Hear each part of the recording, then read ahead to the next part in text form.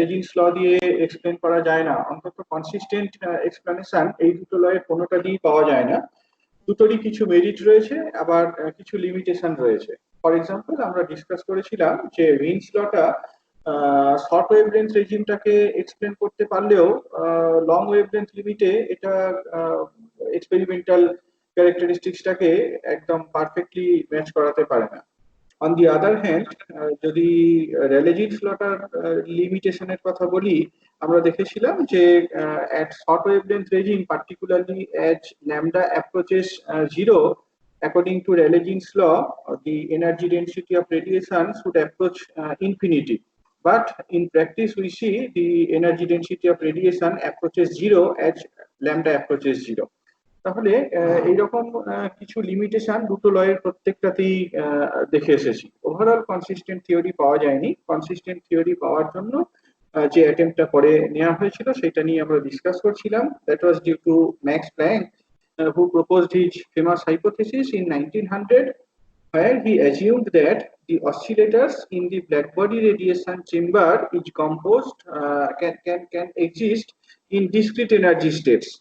একটা black body radiation চেম্বারের মধ্যে যে অসিলেটর গুলো আছে সেই অসিলেটর গুলো এনার্জি স্টেট গুলো discrete, unlike what Rayleigh Jeans law consider. Rayleigh Jeans লতে আমরা এই অসিলেটর গুলোর এনার্জি, অসিলেটর গুলোকে ক্লাসিক্যাল অসিলেটর হিসাবে ট্রিট করা হয়েছে দেখেছি, যাদের এনার্জিটা on the basis of law of equipartition of energy determine করা হয়েছে as k into T. Average energy of the oscillator এটাকে এস্টিমেট করা হয়েছে on the basis of law of equipartition of energy, এবং ভ্যালুটা ছিল কেটি। তো ম্যাক্স প্ল্যাঙ্কের যে আইডিয়াটা ছিল সেটা কমপ্লিটলি ডিফারেন্ট, ক্লাসিক্যাল অ্যাপ্রোচের থেকে কমপ্লিটলি ডিফারেন্ট একটা আইডিয়া। অসিলেটর গুলোর যে পসিবল এনার্জি স্টেট, সেই পসিবল এনার্জি স্টেট গুলো ডিসক্রিট হতে পারে, ডিসক্রিটই হবে আর কি। এবং সেই ডিসক্রিট এনার্জি স্টেট গুলোকে তিনি ডিফাইন করেছিলেন as integral multiple of H new, N into H new, এরকম ভাবে ডিফাইন করেছিলেন। অর্থাৎ অসিলেটরস গুলোর এনার্জি জিরো হতে পারে, এইচ নিউ হতে পারে, টু এইচ নিউ হতে পারে। ইন্টারমিডিয়েট এনার্জির কোনো অসিলেটর এই রেডিয়েশন চেম্বারের মধ্যে নেই। এরপরে আরো একটা জিনিস এখানে বলা হয়েছে যে কোন একটা অসিলেটর একটা এনার্জি স্টেট থেকে আরেকটা এনার্জি স্টেটে ট্রানজিশন করতে পারে by absorption or radiation of photon having energy H nu. আমরা এক্সাম্পল হিসাবে বলেছিলাম কোন একটা অসিলেটর গ্রাউন্ড স্টেট থেকে ফার্স্ট এক্সাইটেড স্টেটে যেতে পারে বাই অ্যাবজর্বিং ওয়ান ফোটন, বা গ্রাউন্ড স্টেট থেকে সেকেন্ড এক্সাইটেড স্টেটে যেতে পারে by absorbing two photon, each photon having energy h nu. Similarly, an oscillator can make a transition from second excited state to first excited state by releasing a photon having energy h nu. In similar manner, the oscillator can make a transition from the second excited state to the ground state by releasing two photons, each of energy h nu. এই ফোটনটাকে আমরা interpret করেছিলাম as the energy packet or energy quantum of electromagnetic energy, হ্যাঁ, quantum of electromagnetic energy, সেইভাবে আমরা ফোটনটাকে interpret করে এসেছিলাম। আজকে আমরা দেখব যে এই ফোটন হাইপোথিসিস দিয়ে, কোয়ান্টাম হাইপোথিসিস দিয়ে কিভাবে ব্ল্যাক বডি রেডিয়েশন ক্যারেক্টারিস্টিক্সটাকে এক্সপ্লেন করা যায়। and that law or that formula is known as Planck's law of radiation.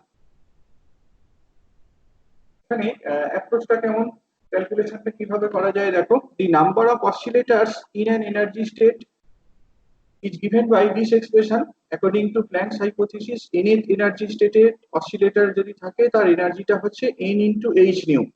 ধরে নাও যে সিস্টেমটা কোন একটা ইকুইলিব্রিয়াম টেম্পারেচার T তে আছে। এবার ন্যাচারালি আমরা যদি এখানে স্ট্যাটিস্টিক্স অ্যাপ্লাই করি, যত হায়ার এনার্জি স্টেটে যাব, ইকুইলিব্রিয়াম কন্ডিশনে যত হায়ার এনার্জি স্টেটে যাব, নাম্বার অফ অসিলেটর এই সংখ্যাটা কমতে থাকবে। এটা বোধহয় ছবিতে আছেও খুব লাইট,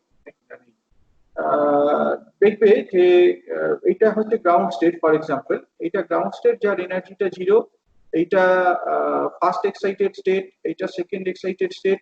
আমরা যত হায়ার এক্সাইটেড স্টেটে যাব, নাম্বার অফ অসিলেটরস এইটা কমতে থাকবে। এখানে যেমন আমি একটা জিনিসকে স্কিমেটিক্যালি দেখানোর চেষ্টা করেছি। গ্রাউন্ড স্টেটে দেখতে পাচ্ছ নাম্বার অফ অসিলেটরস সব থেকে বেশি, তারপরের যে স্টেট সেখানে নাম্বার অফ অসিলেটর কম। তারপরের যে স্টেটটা সেখানে আরো কম, অর্থাৎ population population of an energy states of an energy state depend on the energy and it depends on the temperature. This is governed by a statistical law which we know as the Maxwell-Boltzmann distribution. এই জিনিসটাকে আমরা Maxwell Boltzmann distribution বলে থাকি। কোন একটা oscillator, কোন একটা equilibrium সিস্টেমের এনথ এনার্জি স্টেট, কোন একটা ইকুইলিব্রিয়াম সিস্টেম তার এনথ এনার্জি স্টেটে কতগুলো পার্টিকেলস রয়েছে, কতগুলো অসিলেটর রয়েছে, সেটা এই ইকুয়েশনটা দিয়ে লিখে ফেলা যায়। হ্যাঁ, এটাকে আমরা ম্যাক্সওয়েল-বোলজম্যান ডিস্ট্রিবিউশন বলি। ধরে নাও এনথ এনার্জি স্টেটে এই এন সংখ্যক অসিলেটর রয়েছে, whereas গ্রাউন্ড স্টেটে n0 সংখ্যক অসিলেটর রয়েছে।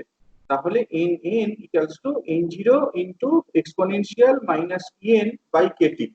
এটাকে আমরা ম্যাক্সওয়েল-বোলজম্যান ডিস্ট্রিবিউশন বলে থাকি। নাও ইউ রিপ্লেস en বাই nhν, nth এনার্জি স্টেট, এই en ভ্যালুটাকে nhν দিয়ে রিপ্লেস করে দাও। তাহলে এই এক্সপ্রেশন থেকে আমরা বলে দিতে পারি যে গ্রাউন্ড স্টেটে যদি n0 সংখ্যক অ্যাটম থাকে, nth এনার্জি স্টেটে কতগুলো অ্যাটম থাকবে। ওকে, সোজা কথাই কি এই অ্যাটম গুলোর ডিস্ট্রিবিউশন রয়েছে, বা তোমার এই অসিলেটর গুলোর এনার্জি ডিস্ট্রিবিউশন রয়েছে। বিভিন্ন অসিলেটরের এনার্জি বিভিন্ন রকম। ডাউন স্টেটে যে অসিলেটর গুলো আছে সেই সংখ্যাটা বেশি, যত হায়ার স্টেটে যাচ্ছি অসিলেটরের সংখ্যাটা তত কমতে থাকছে। আমরা এবার অ্যাভারেজ এনার্জিটা ক্যালকুলেট করতে পারি, এইরকম একটা সিস্টেমের অ্যাভারেজ এনার্জি ক্যালকুলেট করতে পারি। সিমিলার একটা জিনিস কিন্তু র্যালে জিন্স লতেও ক্যালকুলেট করা হয়েছে, বাট র্যালে জিন্স লতে আমরা একটা ক্লাসিক্যাল অ্যাপ্রোচ ফলো করেছি। র্যালে জিন্স লতে আমরা একটা ক্লাসিক্যাল অ্যাপ্রোচ ফলো করেছি, ল অফ ইকুইপার্টিশন অফ এনার্জি এই থিওরেমটাকে অ্যাপ্লাই করেছি। এখানে যেহেতু আমরা কোয়ান্টাম থিওরি, কোয়ান্টাম পোস্টুলেটটাকে অ্যাপ্লাই করছি, কাজে আমাদের অ্যাভারেজ এনার্জি ক্যালকুলেশনের অ্যাপ্রোচটা একই রকম হবে, কিন্তু ক্যালকুলেশন করে যেটা পাবো সেইটা ডিফারেন্ট হবে। দেখো অ্যাভারেজ এনার্জিকে কিভাবে ডিফাইন করতে পারি? Average energy of the oscillator is defined by this expression. এখানে অনেকটা টার্ম বড় করে লেখা রয়েছে, আমি একটু ছোট করে লিখে বোঝাচ্ছি। দেখো, ধরো তোমার n1 n0 সংখ্যক অসিলেটর রয়েছে যাদের এনার্জিটা হচ্ছে E0, n1 সংখ্যক অসিলেটর রয়েছে যাদের প্রত্যেকের এনার্জি হচ্ছে E1, n2 সংখ্যক অসিলেটর রয়েছে যাদের প্রত্যেকের এনার্জি হচ্ছে E2। তাহলে অ্যাভারেজ এনার্জিটাকে আমরা কিভাবে ডিফাইন করতে পারি? অ্যাভারেজ এনার্জিটাকে এরকম ভাবে ডিফাইন করে ফেলতে পারি, n0 plus n1 plus n2 like this. এরকম ভাবে আমরা অ্যাভারেজ এনার্জিটাকে ডিফাইন করে ফেলতে পারি। দেখো এখানে বেসিক্যালি সেই ফর্মুলাটাকেই অ্যাপ্লাই করা হয়েছে। এই যে এক্সপ্রেশনটা দেখতে পাচ্ছ, that defines the average energy of the oscillator. It is simply sum over nn en, অর্থাৎ nn is the number of oscillators each having energy en, এইটার আমরা সাম নিলাম over n between 0 and infinity, and that is divided by the total number of oscillators. নিচে যেটা রয়েছে দেখতে পাচ্ছ, that is total number of oscillators. So this is the expression for the average energy. Now you can put the values in এই যে ভ্যালুটা সেটাকে NB distribution থেকে বসিয়ে দাও, nn ভ্যালুটাকে NB ডিস্ট্রিবিউশন থেকে বসিয়ে দাও। en টা যেমন ছিল মাল্টিপ্লিকেশন হিসেবে সেই রকম রয়ে গেল, ডিনোমিনেটরেও একই জিনিস করলাম, nn ভ্যালুটাকে বসিয়ে দিলাম। নেক্সট স্টেপে এই যে en টা ছিল সেই en টাকে রিপ্লেস করা হয়েছে বাই nhν। যে en ভ্যালুটা দেখছি সেই en টাকে রিপ্লেস করা হয়েছে by nhν following Planck's hypothesis. Okay, তাহলে এট দি এন্ড আমরা দেখলাম যে অ্যাভারেজ এনার্জিটাকে এইরকম ফর্মে লিখে ফেলা যায়। এবার এই সামটা আমাদের এক্সিকিউট করতে হবে, অ্যালজেব্রিক্যালি জিনিসটাকে সলভ করতে হবে। To make our life simple we can assume we can introduce a constant, constant নয় একটা ভেরিয়েবল কে ইন্ট্রোডিউস করতে পারি, hν বাই kT। এখানে এইটাকে যদি একটু ভেঙে দেখো দেখতে পাবে এরকম এক্সপোনেনশিয়াল, এই টার্মটাকে যদি ভেঙে দেখো কি হবে, n ইকুয়ালস টু 0 এর জন্য টার্মটা 0, n ইকুয়ালস টু 0 এর জন্য টার্মটা 0, n ইকুয়ালস টু 1 যদি হয়, n ইকুয়ালস টু 1 যদি হয় তাহলে কি পাবো? n ইকুয়ালস টু 1 হলে ভ্যালুটা কত হবে? লেখারও তো জায়গা নেই। n ইকুয়ালস টু 1 যদি বসাই তাহলে hν থাকবে, তারপর কি e to the power minus hν by kT, তারপর n ইকুয়ালস টু 2 বসাও, 2 বসালে কত হবে? 2 বসালে যেটা পাবো আমরা সেটা বেসিক্যালি তোমার, আচ্ছা দাঁড়াও দাঁড়াও, এটা এখান থেকে আরো সহজে বলে দেওয়া যাবে। প্রথমে এইটাই ধরে নাও, হ্যাঁ ধরে নাও যে x equals to e to the power minus hν by kT। x equals to e to the power minus h nu by kt। তাহলে এই ফর্মুলাটাকে রিরাইট করো তো, এই ফর্মুলাটাকে রিরাইট করো, দেখো এরকম ভাবে লেখা যায় কিনা।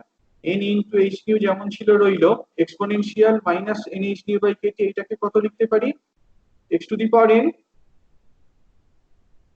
that divided by x to the power n। ঠিক আছে, বোঝা গেছে এই ফর্মুলাটা কি বললাম। if we replace e to the power minus h nu by kt by x, এই রিপ্লেসমেন্টটা যদি করে থাকি তাহলে এই স্টেপটাকে এরকম ফর্মে লিখে ফেলতে পারি, n into h nu x to the power n divided by x to the power n। এবার এখানে n এর ভ্যালু গুলো বসাও, দেখতে পাচ্ছ n equals to 0 বসালে প্রথম টার্মটা 0, তারপর n equals to 1 যদি বসাই তাহলে প্রথম টার্মটা h nu into x, n এর ভ্যালুটা যদি 2 বসাই h nu into x square, 2h nu into x square, তারপর 3h nu into x cube and so on. এখান থেকে আমরা h nu বাই x এইটাকে কমন নিতে পারি, কি পড়ে থাকবে, পড়ে থাকবে 1 plus 2x plus 3x square plus 4x cube, এরকম একটা জিনিস পড়ে থাকবে। আর ডিনোমিনেটরে যদি দেখো, ডিনোমিনেটরে n equals to 0 হলে প্রথম টার্মটা কত 1, দ্বিতীয় টার্ম n equals to 0 হলে প্রথম টার্মটা 1, প্রথম টার্মটা corresponds to n equals to 0 that is 1, next term corresponds to n equals to 1 that is x, পরের টার্মটা n equals to 2 x square. তাহলে ডিনোমিনেটরটাকে এরকম ভাবে লিখে ফেলতে পারি 1 plus x plus x square plus x cube like this। বোঝা গেছে অ্যালজেব্রাটা কি বললাম? হ্যাঁ স্যার। হ্যাঁ স্যার, বোঝা গেছে। ওকে চলো, তো এবার এটাকে ফার্দার আমরা সিম্পলিফাই করতে পারি। একটু খেয়াল করে দেখো, এই যে এক্সপ্রেশনটা লিখেছিলাম নিউমারেটরে যেটা ছিল কি ছিল যেন, 1 প্লাস 2x 1 প্লাস 2x, হ্যাঁ বলো। স্যার বলছি ওইটা n ইকুয়াল টু 0 যখন বসলাম তখন 0 হচ্ছিল না?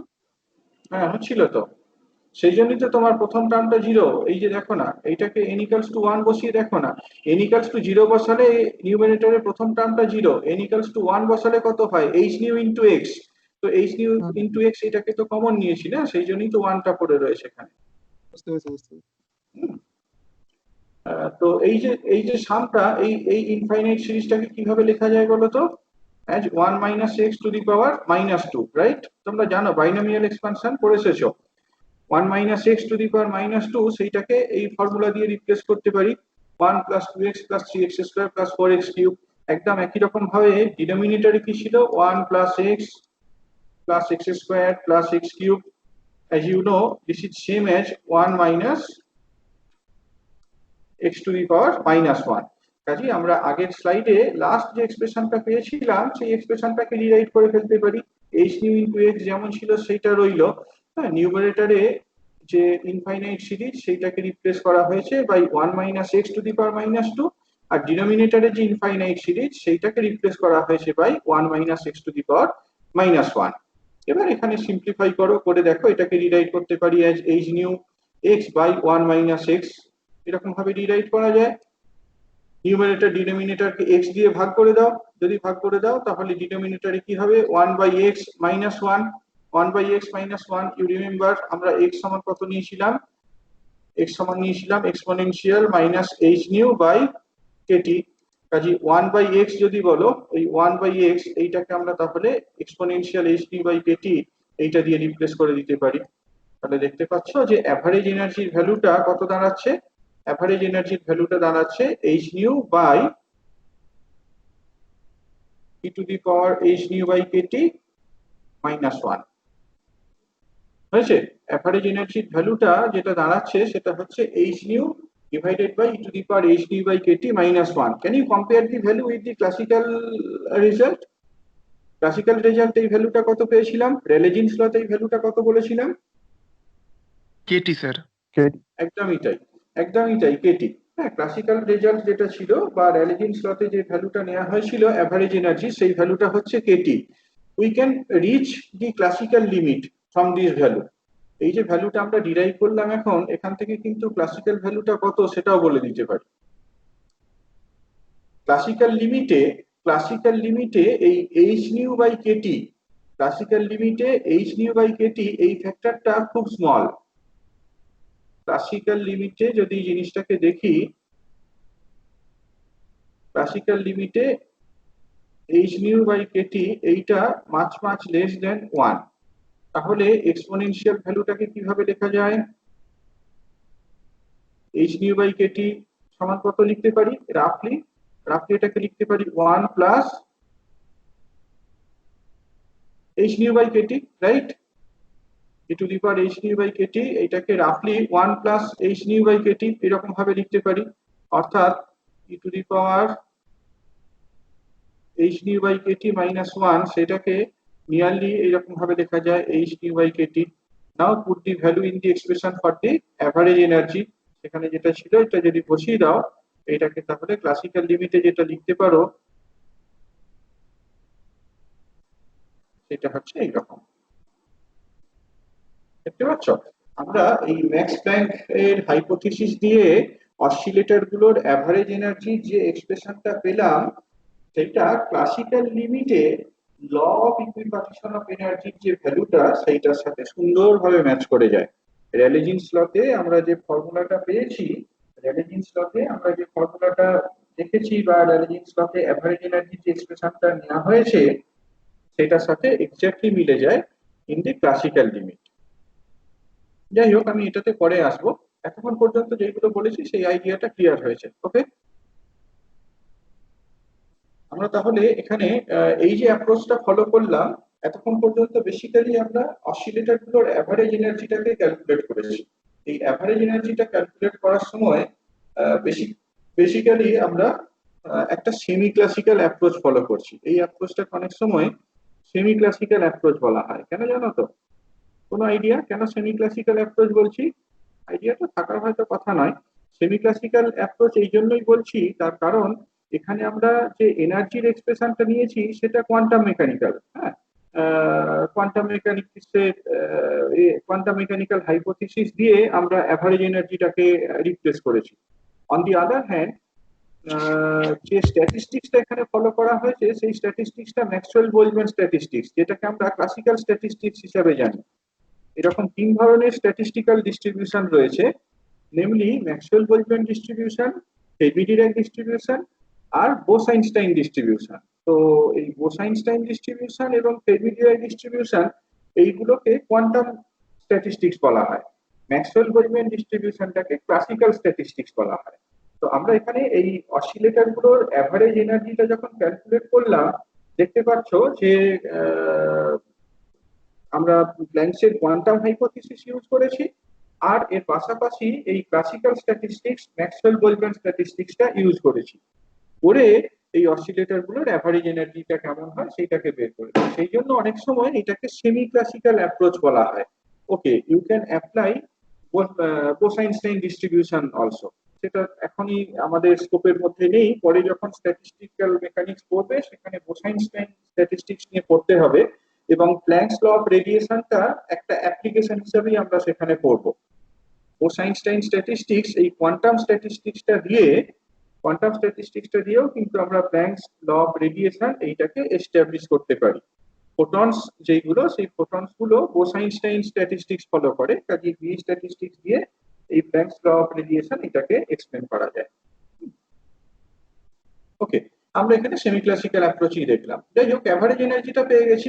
অ্যাভারেজ এনার্জি যদি পেয়ে যাই, দি জব ইজ ডান। আগের দিনের ক্লাসটার কথা মনে করো, আগের দিনে আমরা কি করেছিলাম? অ্যাভারেজ এনার্জিটাকে basically number of oscillators emitting radiation between lambda and lambda plus D lambda এইটা দিয়ে মাল্টিপ্লাই করেছিলাম, তাই না? এন ল্যামডা ডি ল্যামডা এইটা দিয়ে মাল্টিপ্লাই করেছিলাম। আমরা এখানে একই রকম অ্যাপ্রোচ ফলো করব। আগের দিনে যে এক্সপ্রেশনটা ছিল সেই এক্সপ্রেশনটাই নেব, তবে প্রথমে এইটাকে আমরা ফ্রিকোয়েন্সি স্পেসে বের করব বা ধরে নেব। ধরে নাও নিউ থেকে নিউ প্লাস ডি নিউ এর মধ্যে সাম এন সংখ্যক অসিলেটরস রয়েছে, এক একটা অসিলেটরের এনার্জি এইটা, তাহলে টোটাল এনার্জি ডেনসিটি বা এনার্জি অফ রেডিয়েশন সেইটাকে এই অ্যাভারেজ এনার্জি দিয়ে মাল্টিপ্লাই করে দিলেই হবে। Number of oscillators per unit volume emitting radiation of frequencies, এখানটা একটু মুছে দিই,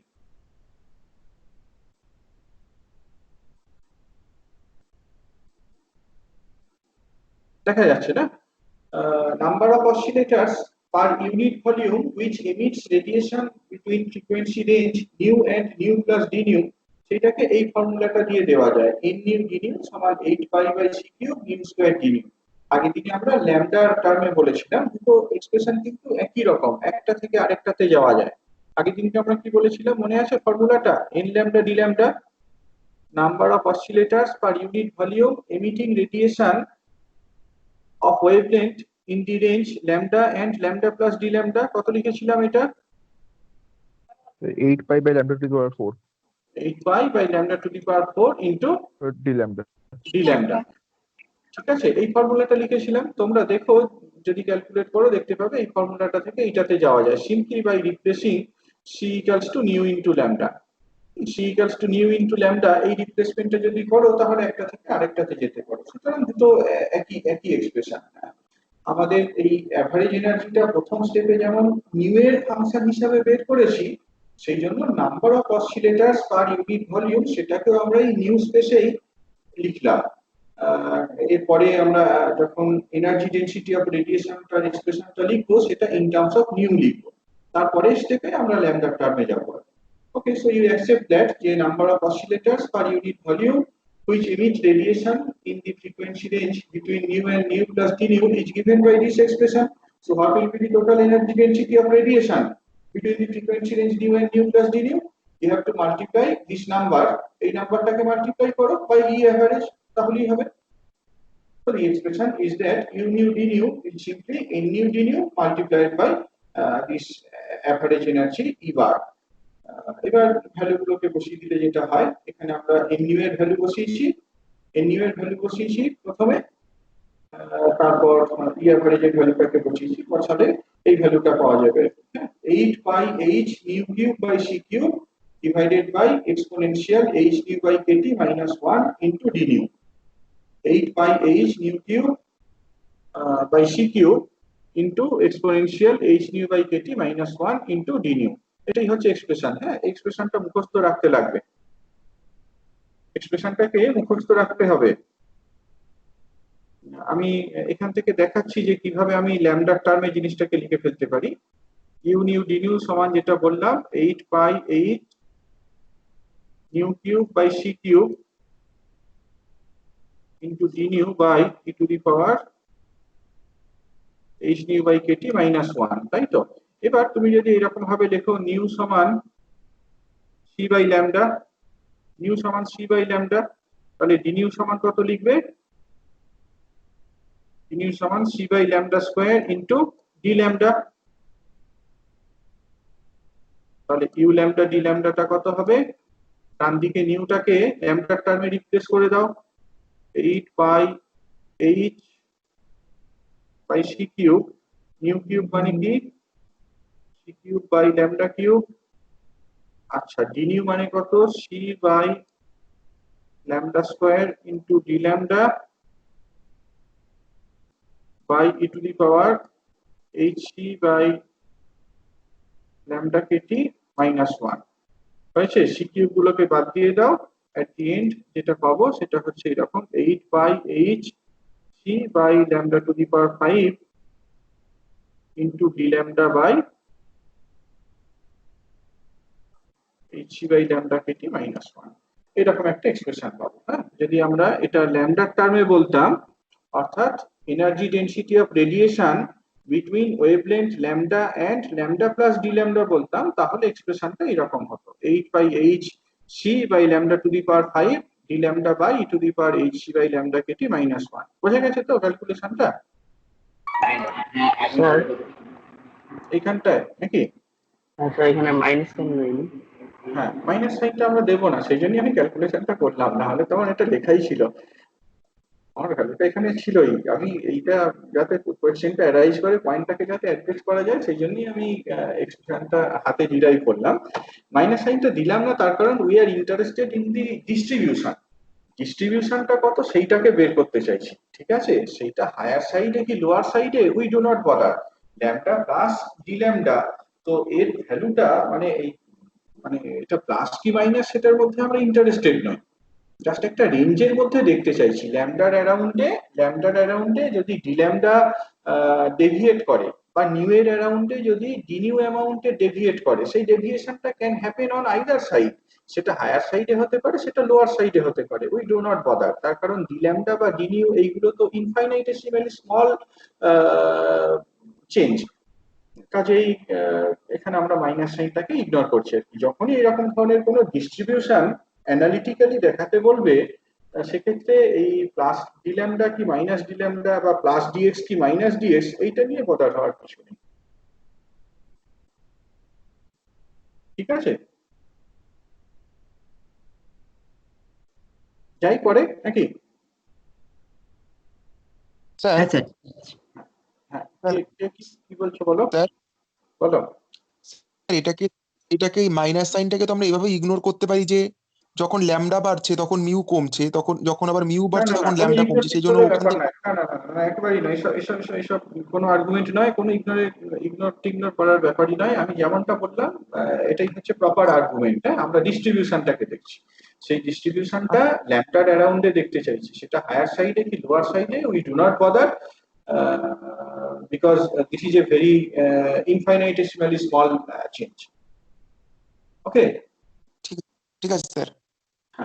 নেক্সট আমরা মানে এই আগের যে এক্সপ্রেশনটা, সেই এক্সপ্রেশনটা basically Planck's law of radiation নামে পরিচিত। মানে যে কোনো একটা এক্সপ্রেশনকে বলতে পারবো, উপরের এক্সপ্রেশনটা, এই এক্সপ্রেশনটা বা নিচের এক্সপ্রেশনটা, হ্যাঁ, দুটোই প্ল্যাঙ্কস ল অফ রেডিয়েশন। দেখতেই পাচ্ছ একটা থেকে আরেকটাতে যাওয়া যায়। একটা ক্ষেত্রে আমি নিউমের টার্মে ডিফাইন করেছি, আর একটা ক্ষেত্রে আমি ল্যামডা টার্মে রিরাইট করেছি, এটুকুই আর। তো এটাকে আমরা প্লট করতে পারি। এই যে ফাংশনটা ইউ ল্যামডা, যে ফাংশনটা পেলাম, সেই ইউ ল্যামডাটাকে as a function of lambda plot করতে পারি at a given temperature or at two given temperature. দুটো গ্রাফকে একই প্লটে দেখাতে পারি। তাতে করে দেখতে পাবে যে প্রথম দিন, আগের দিনকে যে ব্ল্যাক বডি রেডিয়েশন ক্যারেক্টারিস্টিক্সটা দেখানো হয়েছিল, তার সাথে খুব সুন্দরভাবে ম্যাচ করে যায়। ইনফ্যাক্ট আমাদের কাছে যদি এক্সপেরিমেন্টাল ডেটা পয়েন্ট গুলো থাকতো, তাহলে সেই এক্সপেরিমেন্টাল ডেটা পয়েন্ট গুলোকে এই ফর্মুলাটা দিয়ে ফিট করতে পারতাম। যাই হোক, ইউ শুড বিলিভ দ্যাট, নিজেরা প্লট করে দেখতে পারো, যদি না করো তাহলে let us believe that Planck's law of radiation is consistent with the observed black body radiation characteristics. Planck's law of radiation টা completely consistent with the observed black body radiation characteristics. এখন আমরা আগে পড়ার সময় দেখে এসেছি যে উইন্স ল কিন্তু পুরোপুরি যে আনসাকসেসফুল তা নয়। উইন্স ল শর্ট ওয়েভলেন্থ রেজিমটাকে এক্সপ্লেন করতে পারে। একইভাবে র্যালে-জিন্স ল এটা পুরোপুরি যে ইনকনসিস্টেন্ট তা নয়, এটা লং ওয়েভলেন্থ লিমিটটাকে রিপ্রোডিউস করতে পারে। এখন প্ল্যাঙ্কস লটা তো ওভারঅল কনসিস্টেন্ট, তাহলে প্ল্যাঙ্কস লতে আমি যদি শর্ট ওয়েভলেন্থ লিমিটের কথা কনসিডার করি, that should reduce to Wien's law. On the other hand, আমি প্ল্যাঙ্কস লতে যদি লং ওয়েভলেন্থ লিমিটটাকে ইন্ট্রোডিউস করি, that should reduce to what is known as Rayleigh Jeans ল।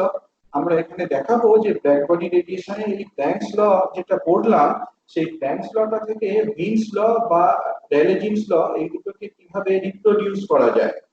ওকে, এর পাশাপাশি আরো দুটো এমপিরিক্যাল রিলেশন যেগুলো আমরা প্রথম দিনকে দেখে এসেছি, নেমলি উইন্স ডিসপ্লেসমেন্ট ল আর স্টিফানস ল, এই ল গুলোকে খুব সুন্দরভাবে আমরা প্ল্যাঙ্কস ল অফ রেডিয়েশন থেকে এস্টাবলিশ করতে পারি।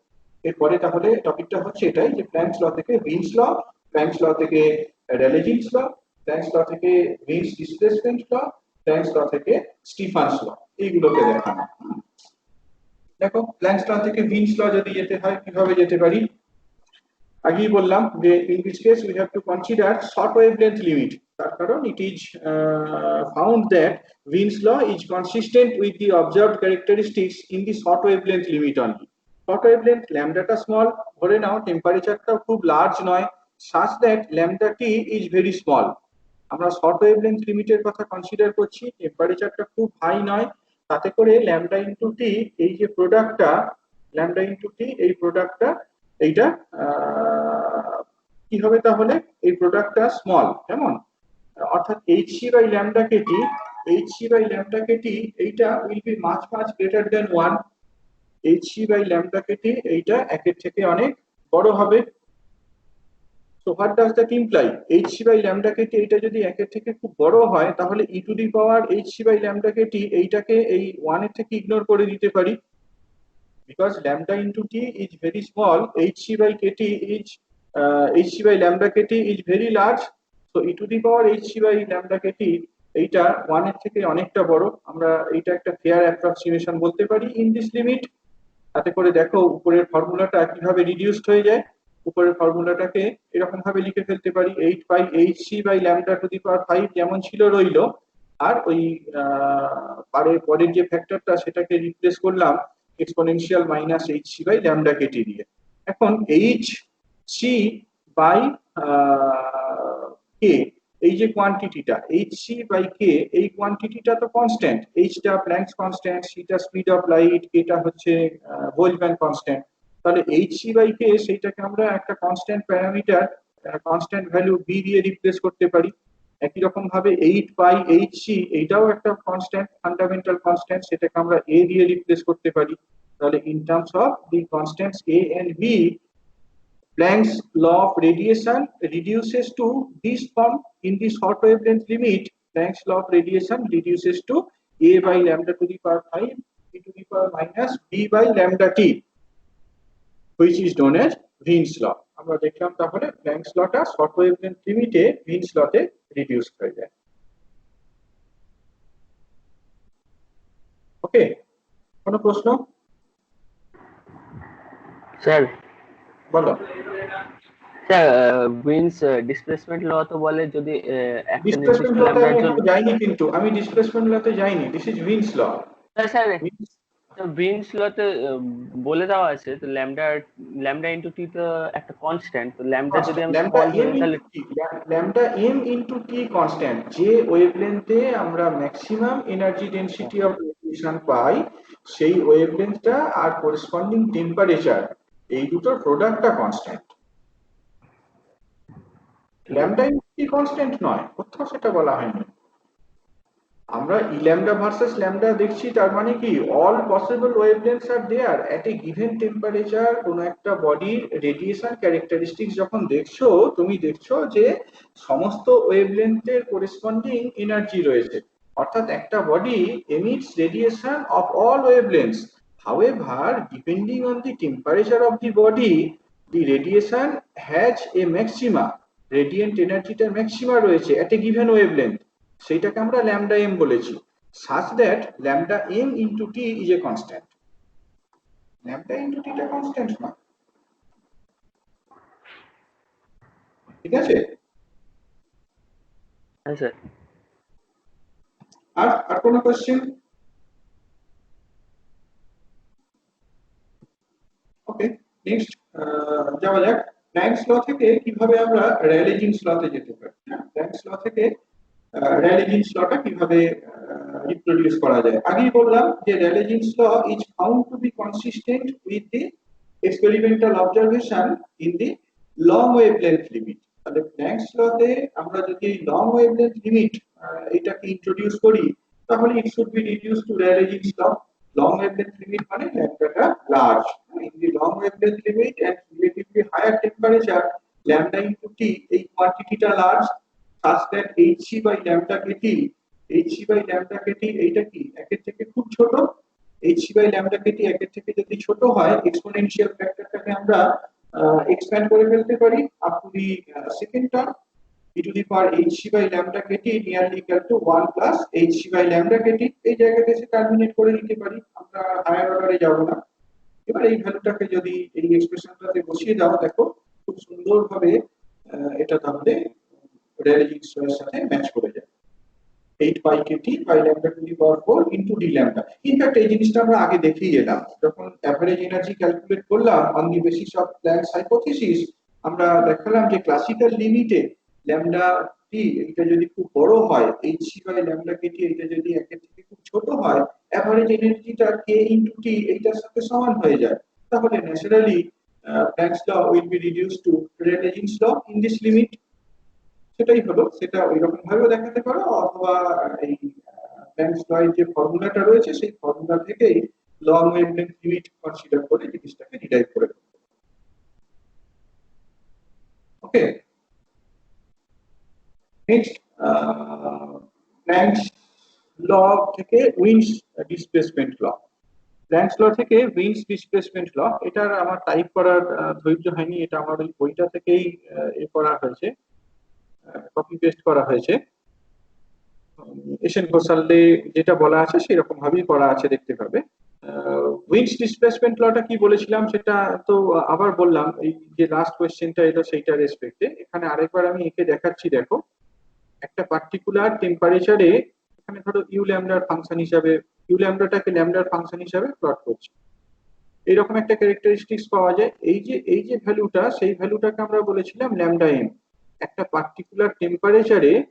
পার্টিকুলার টেম্পারেচারে যদি আমরা এনার্জি ডেনসিটি অফ রেডিয়েশনটাকে ল্যামডার ফাংশন হিসাবে প্লট করি, আমরা দেখতে পাবো যে সমস্ত ল্যামডা ভ্যালুর জন্যই ইউ ল্যামডা রয়েছে, বাট ইউ ল্যামডাটা becomes maximum at a wavelength, যেটাকে আমরা ল্যামডা এম দিয়ে ডিনোট করেছি।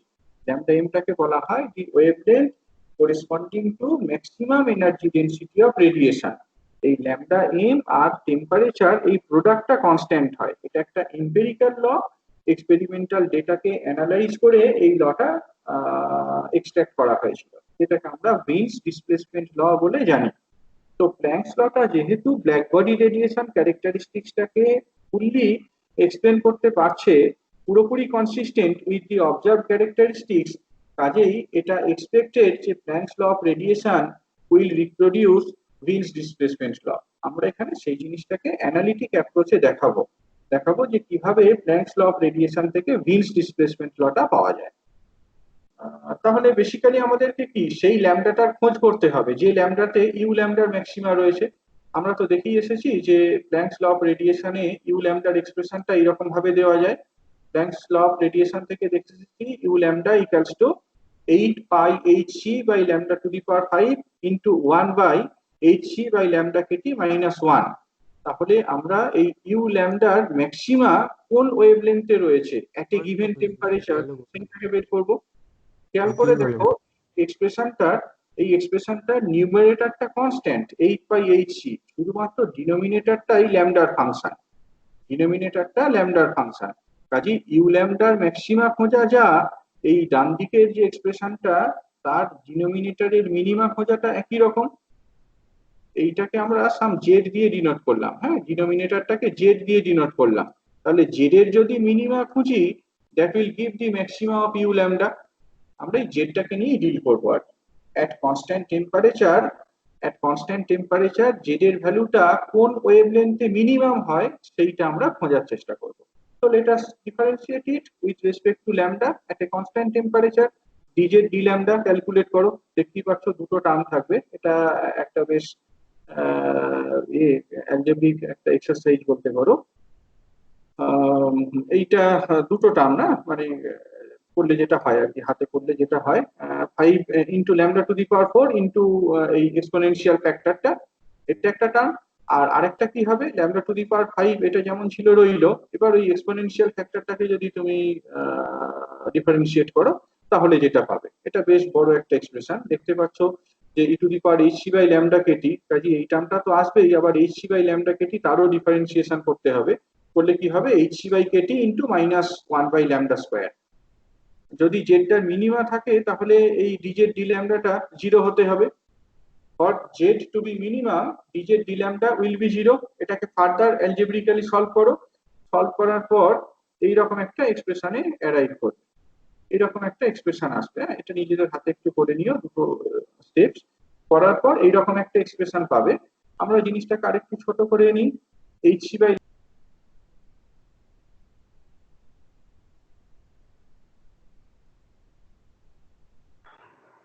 স্যার হ্যালো স্যার, ভুল করে আপনার mute হাত হয়েছে। পড়ে মিউট বাটনে, আপনাকে মিউট করে দিয়েছি ভুল করে।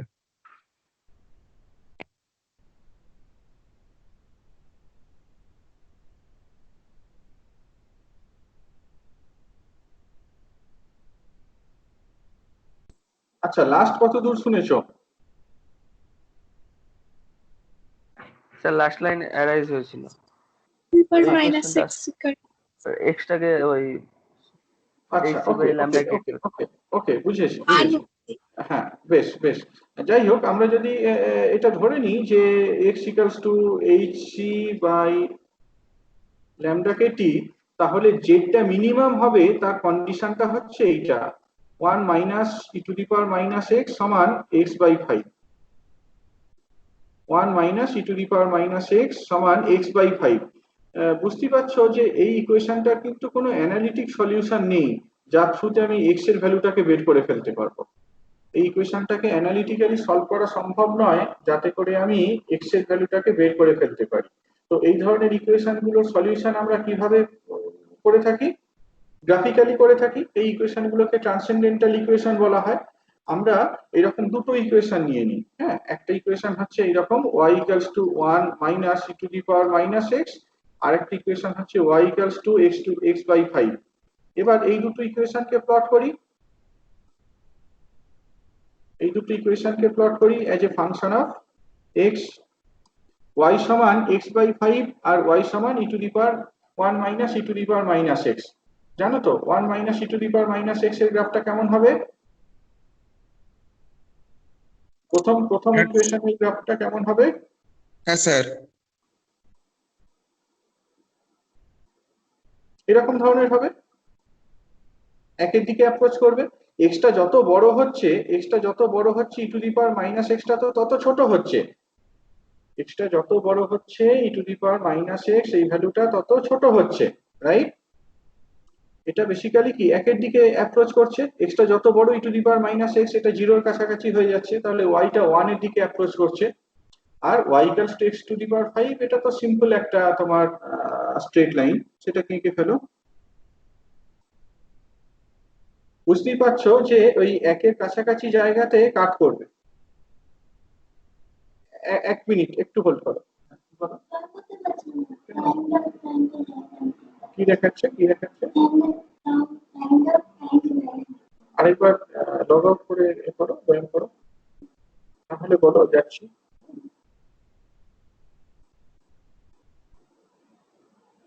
ওকে, এইরকম ধরনের একটা প্লট পাবো আর কি। এরকম একটা প্লট পাওয়া যাবে। এখানে যে কাট পয়েন্টটা মানে কোন জায়গাতে ইন্টারসেকশনটা হবে বুঝতে পারছো যে এক্স ইকুয়ালস টু 5 এর খুব কাছাকাছি জায়গাতে হবে। তার কারণ এই যে প্রথম ভ্যালুটা এটা কি তোমার অলমোস্ট স্যাচুরেশন হয়ে গেছে না, 1 এর কাছাকাছি জায়গাতে চলে গেছে। আর y equals to x by 5, এক্সটা যদি 5 হয় তাহলে y ইকুয়ালস টু 1। সুতরাং ইন্টারসেকশন পয়েন্টটা এক্স্যাক্টলি 5 এ নয় কিন্তু 5 এর খুব কাছাকাছি। এখানে সেই ভ্যালুটা দেওয়া রয়েছে, ইনফ্যাক্ট দেখতে পারো।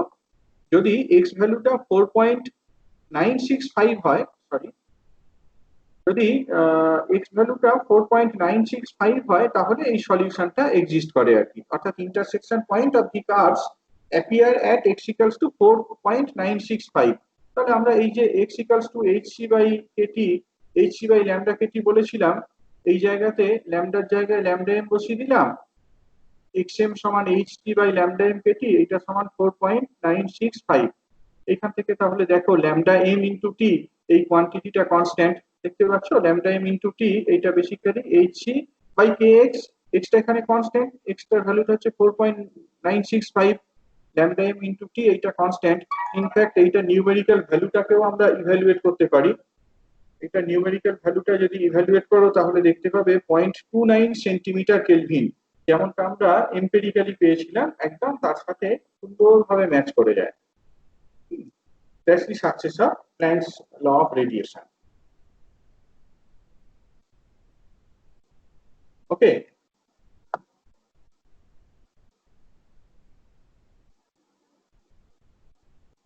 বোঝা গেছে? কোনো কোয়েশ্চেন?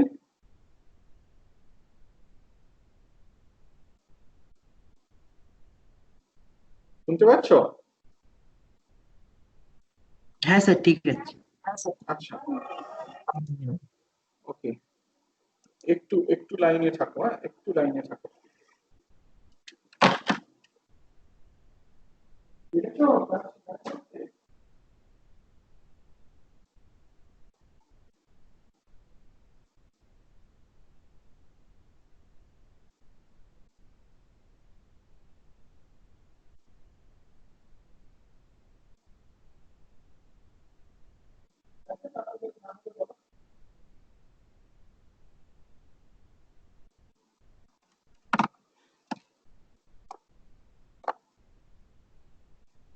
ওকে, তো এটাই। হ্যাঁ, নেক্সট এখানে বেসিক্যালি ওই উইন্স ডিসপ্লেসমেন্ট ল এর উপর বেস করে একটা প্রবলেম দেওয়া রয়েছে, দেখতে পারো।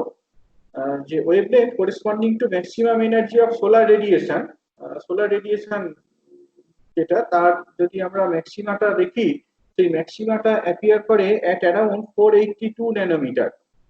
482 ন্যানোমিটার ওয়েভলেন্থ।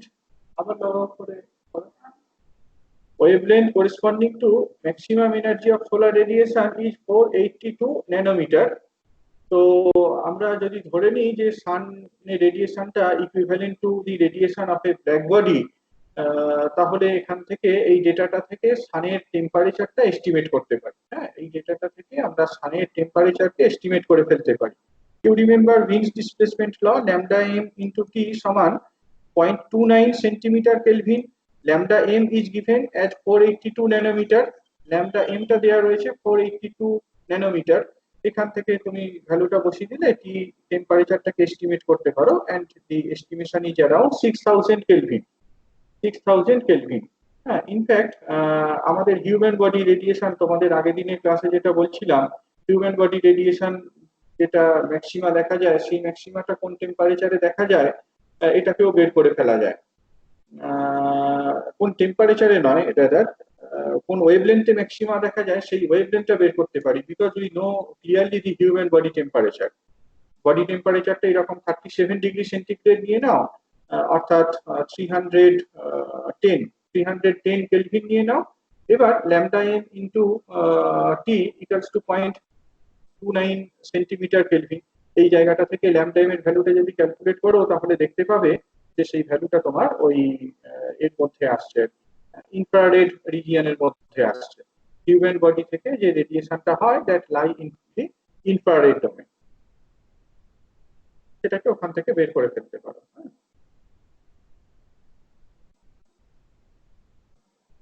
ঠিক আছে, আরেকটা কনক্লুশন যেটা ড্র করা যায় from Planck's law of radiation, that is Stefan's law. Stefan's law of radiation, এটাও আমরা দেখে এসেছি যে একটা এম্পেরিক্যাল ল, এক্সপেরিমেন্টাল ডেটা গুলো থেকে এই লটাকে এক্সট্রাক্ট করা হয়েছে। সুতরাং এটা খুব কারেক্ট, এটার মধ্যে কোনো ভুল নেই।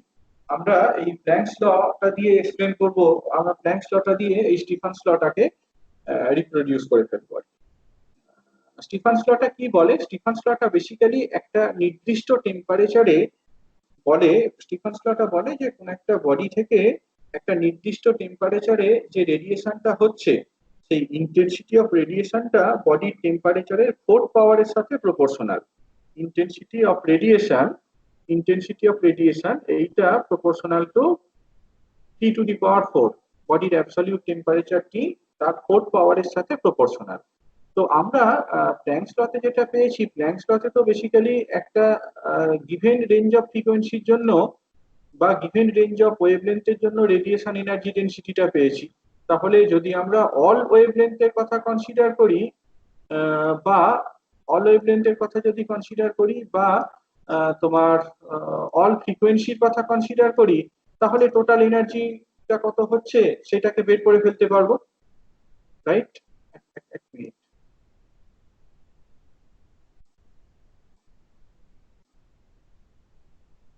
এটা হচ্ছে প্ল্যাঙ্কস ল অফ রেডিয়েশন। একটা নির্দিষ্ট ফ্রিকোয়েন্সি রেঞ্জ, নিউ এর অ্যাবাউটে nu plus d nu, nu এর অ্যাবাউটে ডি নিউ, এই রেঞ্জের মধ্যে যে এনার্জিটা রেডিয়েট করছে সেই এক্সপ্রেশনটা আমরা পেয়েছি। তাহলে আমরা যদি অল পসিবল ফ্রিকোয়েন্সির কথা কনসিডার করি, তাহলে total energy density of radiation সেটাকে বের করে ফেলতে পারি। অর্থাৎ total energy density of radiation বের করতে গেলে আমাকে এই ইন্টিগ্রেশনটাকে এক্সিকিউট করতে হবে। U nu D nu integrated between 0 and infinity. I am considering all possible frequency 0 থেকে ইনফিনিটি, সেই জন্য ইন্টিগ্রেশনটা করা হয়েছে। এবার you put the value of U nu as obtained from Planck's law of radiation, বসিয়ে দাও। নিউ বাদে বাকি যে টার্মগুলো রয়েছে সেইগুলো ইন্টিগ্রেশনের বাইরে নিয়ে চলে যাও। এরকম একটা ইন্টিগ্রেশনকে ইভ্যালুয়েট করতে হবে। দেখতে পাচ্ছ এটা একটা ভেরি ডিফিকাল্ট টাস্ক, ইনফ্যাক্ট আমরা করবো না সেই ইভ্যালুয়েশনটা, একটা জায়গাতে গিয়ে ছেড়ে দেব। h nu by kt এইটা equal to x, h nu by kt এইটা equals to x। So d nu equals to kt by h into dx. d nu equals to kt by h into dx. এই এক্সপ্রেশনে সেটা বসিয়ে দাও। হ্যাঁ, মানে basically new এর টার্মে না করে একটা ভেরিয়েবল ডিফাইন করো x such that h equals to h nu by kt। সেই x এর টার্মে ইন্টিগ্রেশনটাকে ডিফাইন করো। নিউটা যদি 0 টু ইনফিনিটি পর্যন্ত হয় তাহলে x টাও ন্যাচারালি 0 টু ইনফিনিটি হবে। তার টার্মে বসালে এইরকম একটা জিনিস পাওয়া যাবে। কেমন? ইনফ্যাক্ট যেটা পাওয়ার, যেটা বের করা, সেটা আমরা অলরেডি বের করে ফেলেছি। এই যে ইন্টিগ্রেশন, এই ইন্টিগ্রেশনটা আমরা ইভ্যালুয়েট করতে পারি বা না পারি, এই ইন্টিগ্রেশনটা কিন্তু একটা ফাইনাইট নাম্বার দেবে। এটা তো আমরা বলতেই পারি। এই ইন্টিগ্রেশনটাকে ইভ্যালুয়েট করতে পারি বা নাই পারি, that will give a number. Okay, this is constant. আর যাই হোক, this is independent of temperature. সোজা কথা, আমরা এনার্জিটা টেম্পারেচার ডিপেন্ডেন্সটাকে স্টাডি করছি। এই ইন্টিগ্রেশনটা will produce no temperature dependence. যাই হোক, এটা একটা স্ট্যান্ডার্ড ইন্টিগ্রাল ম্যাথমেটিক্সের। এটাকে ইভ্যালুয়েট করা যায়। এর ভ্যালুটা হয় পাই two the power 4/15। Pi two the পাওয়ার 4/15 এটা একটা স্ট্যান্ডার্ড ইন্টিগ্রাল। এই ভ্যালুটাকে আমরা ওই আগের স্টেপটাতে বসিয়ে দিতে পারি। বসিয়ে দিলে এইরকম একটা এক্সপ্রেশন পাবো। এখানে দেখো, টেম্পারেচার বাদে বাকি সমস্ত প্যারামিটার গুলো কনস্ট্যান্ট, যেটাকে আমরা এ সিম্বলটা দিয়ে রিপ্রেজেন্ট করেছি। এটার সাথে ভিন্স লয়ের যে এ লিখেছিলাম তার কোনো সম্পর্ক নেই, এটা জাস্ট একটা constant. A equals to this হয়েছে। এ ইকুয়ালস টু দিস, এইখান থেকেই দেখতে পাচ্ছ এনার্জি ডেনসিটি অফ রেডিয়েশনটা টেম্পারেচারের 4 পাওয়ারের সাথে প্রপোর্শনাল। বাট স্টিফানস লতে অ্যাকচুয়ালি ইন্টেন্সিটি অফ রেডিয়েশনটা বলা আছে। ইন্টেন্সিটি অফ রেডিয়েশনটা of course proportional to energy density of radiation. যদি এনার্জি ডেনসিটি অফ রেডিয়েশনটা ইউ হয়, এনার্জি ডেনসিটি অফ রেডিয়েশন যদি আমরা ইউ বলি, তাহলে intensity of radiation e equals to c/4 into you. তাহলে এই ইউ এর এক্সপ্রেশনটাকে বসিয়ে দাও। ইউ এর এক্সপ্রেশনটা যদি বসিয়ে দাও তাহলে কি হবে? c/4 into a into t to the power 4। সেটা speed of light in free space, এটা কনস্ট্যান্ট। এটাকে আমরা স্টিফানস কনস্ট্যান্ট বলে থাকি। সিগমা দিয়ে রিপ্রেজেন্ট করা হলো। এই তাহলে এট দি এন্ড দেখলাম যে E equals to sigma into t to the power 4। এটা ভেক্টর ভেক্টর না, কিন্তু এটা ভুল লাইন করেছে। E equals to sigma into 8 to the power 4, এই t টু দি পাওয়ার 4। এটাই বেসিক্যালি স্টিফানস ল নামে পরিচিত। ঠিক আছে, কোনো প্রশ্ন থাকলে বলো।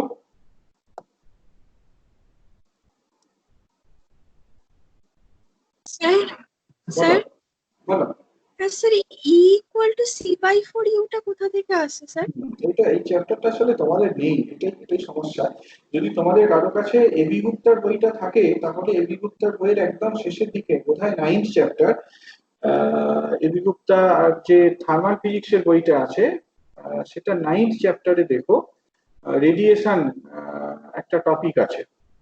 রেডিয়েশন একটা টপিক আছে, সেইখান থেকে একটু পড়তে পারো আর কি। তোমাদের ওই রেডিয়েশন টপিকটা থার্মোডাইনামিক অ্যাপ্রোচে যে পড়ানো যায় সেইটার কথা বলা নেই।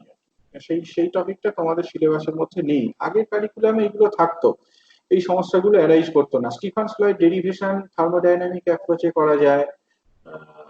কার্চফস ল যেটা বলেছিলাম সেইটার ডেরিভেশন করা যায়। এইগুলো তোমাদের নেই আর কি সিলেবাসে।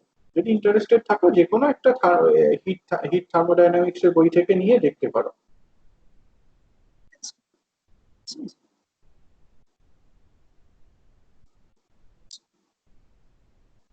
ঠিক আছে, আর কোনো কোশ্চেন? স্যার, বলো। হ্যাঁ স্যার বলছিলাম, বলো। বলছিলাম যে স্যার একদম প্রথমে আমরা পড়লাম না যে প্ল্যাঙ্কস ল এর শুরুতে যে যত এনার্জি স্টেট বাড়ছে তত মানে অসিলেটরের সংখ্যা কমছে। তো স্যার এই অসিলেটর গুলো মানে কারা অসিলেশন করে? অসিলেটর বলতে এখানে অ্যাটমিক অসিলেটর। হ্যাঁ, মানে যে কোনো রেডিয়েশন যখন হচ্ছে না, তোমরা পরে ইনফ্যাক্ট ক্লাসিক্যাল থিওরিও যদি পড়ো, সেখানেও দেখবে যে রেডিয়েশন যখন হচ্ছে, সেই রেডিয়েশনটা মেনলি অ্যাক্সিলারেটিং ডাইপোল থেকে হয়। একটা ব্ল্যাক বডি রেডিয়েশন চেম্বারের মধ্যে এরকম রয়েছে, ডাইপোল রয়েছে। সেই ডাইপোল গুলো অসিলেট করছে। অ্যাটমিক বা মলিকিউলার ডাইপোল রয়েছে যারা অসিলেট করছে। আচ্ছা স্যার, আমরা যে জানি যে ইলেকট্রন গুলো মানে ইলেকট্রনেরাই তো মানে গ্রাউন্ড স্টেট থেকে যখন হায়ার স্টেটে যায় তখন এনার্জি অ্যাবজর্ব করে, আর মানে হায়ার স্টেট থেকে যখন গ্রাউন্ড স্টেটে আসে তখন এনার্জি রিলিজ করে, মানে ওটাই অসিলেশন কি? না না, ইলেকট্রন গুলোর কথা কিন্তু শুধু বলা হচ্ছে না এখানে। এখানে ইলেকট্রন গুলোর কথা বলা হচ্ছে না, এখানে অ্যাটম বা মলিকিউল এইগুলোর কথা মেনলি বলতে চাইছি। অ্যাটমিক অসিলেটর মানে রাদার মলিকুলার ডাইপোল এইগুলোর কথা বলা হচ্ছে। সেটার কিন্তু স্যার মধ্যে এই আমরা অরবিট যাচ্ছি গুলো না। মানে হ্যাঁ মানে অরবিট গুলো তো ইলেকট্রন ইলেকট্রনরাই দিয়ে থাকে। ভেবো না, মানে মলিকিউলেরও কিন্তু এরকম কোয়ান্টাম এনার্জি স্টেট থাকে। তুমি শুধু ইলেকট্রনের কথা ভাবছো, একটা মলিকিউলের কথা যদি কনসিডার করো, ধরো একটা ডায়াটমিক মলিকিউল, হ্যাঁ, এই হ্যাঁ ডায়াটমিক মলিকিউলের হাইড্রোজেন মলিকিউল ধরো, হ্যাঁ হাইড্রোজেন মলিকিউলে যে দুটো হাইড্রোজেন অ্যাটম রয়েছে এই মলিকিউলটার, এই মলিকিউলের তিন ধরনের এনার্জি থাকতে পারে সাধারণভাবে।